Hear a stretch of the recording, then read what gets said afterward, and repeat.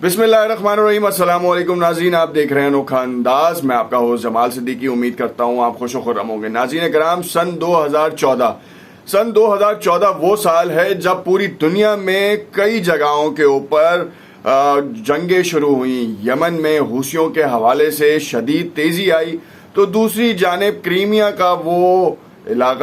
वो इलाका है जहाँ पर रूस का तसल्लुत हुआ। वहाँ बाकायदा रूस ने फौजें भेजी हैं और अब तकरीबन 7 से 8 साल गुजरने को हैं और रूस ने 2 अलहदगी पसंद रियासतों को तस्लीम कर लिया है और वहां पर फौजें भेज दी हैं, जिसका असर आलमी मईशतों पर हुआ है। साथ में तेल की कीमत में बड़ा उतार चढ़ाव देखा जा रहा है और तकरीबन 8 साल की बुलंद तरीन सतह के ऊपर तेल पहुंचने को तैयार है। $99 फी बैरल पे तिजारत करता तेल अमरीका समेत मुत्तादिद ममालिक के लिए खतरात की घंटी बजा रहा है। रूस की तरफ से इस तरह का इकदाम क्या रूस की अपनी मईशत को ज़बूहाली का शिकार नहीं करेगा या फिर कोई और बात है?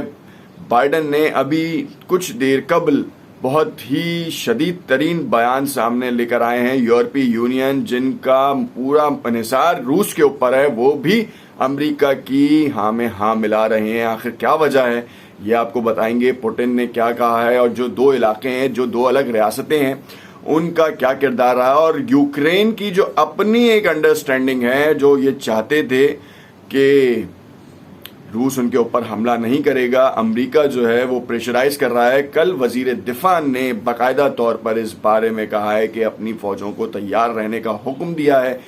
2.25 लाख एक्टिव फौजें हैं उनके पास।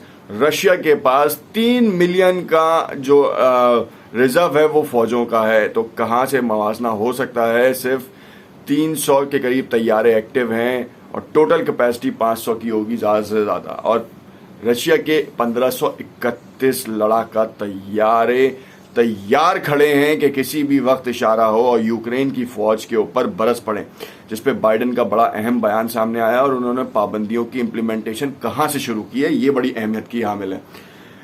नए आने वाले नाज़रीन से इल्तमास करते हैं कि अगर उन्होंने चैनल सब्सक्राइब नहीं किया तो इसे ज़रूर सब्सक्राइब कर लें ताकि आने वाले तमाम अपडेट्स की नोटिफिकेशंस आपको मिलते रहें। नाज़रीन कराम, वजीर दिफा के हवाले से आपको बताएं कि यूक्रेन के वजीर दिफा ने कहा कि जंग के लिए तैयार हैं, जिसमें सख्तियां भी होंगी, नुकसान भी होगा, लेकिन हमें दर्द को बर्दाश्त करते हुए खौफ और मायूसी पर काबू पाना होगा। आलमी खबर रसा अदारे के मुताबिक यूक्रेन के वजीर दिफा ने तबले जंग बजा दिया है। वजारत दिफा की वेबसाइट पर इंतहाई जज्बाती पोस्ट तहरीर करके सिक्योरिटी एहलकारों के लहू को गरमा दिया गया है। यूक्रेन के वजीर दिफा ने वेबसाइट पर अपने पैगाम में लिखा कि जंग के लिए तैयार हैं, जिसमें सख्तियां भी हैं और नुकसानात भी हैं।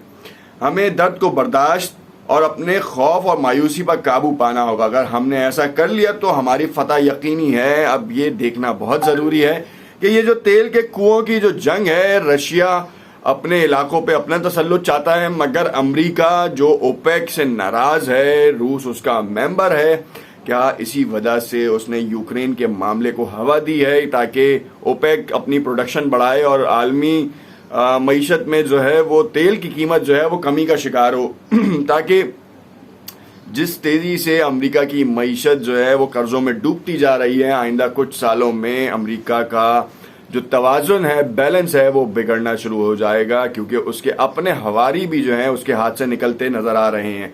और पिट्ठू जो है यूरोपीय यूनियन, वो अमेरिका का साथ देने के लिए हम वक्त तैयार है। उसने भी रूस के ऊपर पाबंदियां इम्प्लीमेंटेशन करना शुरू कर दी हैं। सबसे पहली पाबंदी उन्होंने जो है वो फाइनेंसिंग के ऊपर की है। रूस को फाइनेंसिंग का धचका लगा है और तो और जो रूस के टाइकोन्स हैं, बिजनेस टाइकोन्स, उनके बिजनेसेस के ऊपर भी अब शब खून मारा जाएगा, शब मातम मनाया जाएगा। अब देखना यह है कि इस वक्त बाइडन और क्या मामला तय करते हैं, जिसमें आपको बताएं कि बाइडन ने अपनी प्रेस कॉन्फ्रेंस में जो कहा है कि हम अब जो है वो जो तनाज़े के ऊपर जो कहानी है, यूक्रेन तनाज़े पे रूस पर पाबंदियों का ऐलान कर चुके हैं। और आपको लेटेस्ट खबर से आगाह करें कि मुल्क को फाइनेंसिंग से महरूम करने के इकदाम भी शामिल हैं। अल जजीरा के मुताबिक जो बाइडेन ने कहा कि हम रूस के कर्जों पर पाबंदियां आयद कर रहे हैं। रूस की हुकूमत अब मगरबी फाइनेंसिंग से मुनक़ता हो चुकी है। इन इकदाम से मालियाती इदारों और रूसी अशराफिया को भी निशाना बनाया जाएगा। This is the statement from Biden. तमाम जो बाइडेन का कहना है कि हम ये वाजे करते हैं कि ये हमारी तरफ से मुकम्मल तौर पर दिफाई इकदाम है। हमारा रूस से लड़ने का कोई इरादा नहीं, मगर अमेरिका अपने इत्तेहादियों के साथ मिलकर नेटो की सरजमीन के एक एक इंच का दिफा करेगा और इन वादों की पासदारी करेगा जो हमने नेटो के साथ किए हैं। अब सिनेरियो ये क्या यूक्रेन नेटो का मेंबर है, अमेरिका क्यों तनसीबात के हवाले से नेटो को बीच में जो है वो ला रहा है? रूस ने तो अपना इकदाम किया, रूस ने यूक्रेन की चाइना कटिंग कर दी है। चाइना कटिंग क्या, छोटे छोटे इलाकों में बांट दिया और वहां के जो जंगजू थे, मुसल्लह ग्रुप जो थे, उनकी आज़ादी की तहरीक को उन्होंने कबूल कर लिया, तस्लीम कर लिया, जिससे और यूक्रेन छोटा हो गया है। मुझे लगता ये है कि कुछ अरसे में रशिया को जिस तरह तोड़ा गया था, रशिया अब उसी तरीके से वापस जुड़ने को तैयार है। बेलारूस में आप देख सकते हैं कि किस तरीके की फौजी मशकें हुई हैं, जिसके बाद दुनिया भर में ये तासुर दिया गया कि रूस जो है वो जंग चाहता है और अमेरिका उसे रोकने के लिए तैयार है। मगर हकीकत कुछ ये है कि अमेरिका बिला वजह चिंगारी भड़का रहा है रूस के लिए और यूक्रेन को मामले में घसीटा जा रहा है। इसका कोई किरदार नहीं है और ये वही लगता है 1971 वाली कहानी लग रही है जब पाकिस्तान और बांग्लादेश वजूद में आए, वरना एक ईस्ट पाकिस्तान था और एक मशरकी पाकिस्तान था। अब सिनेरियो ये है कि इस वक्त पुतिन का जो एक एक कदम है वो उनकी अपनी मईशत के लिए बड़ा अहमियत का हामिल है, साथ साथ पूरी दुनिया के ब्लॉक्स को बताने और मनाने के लिए।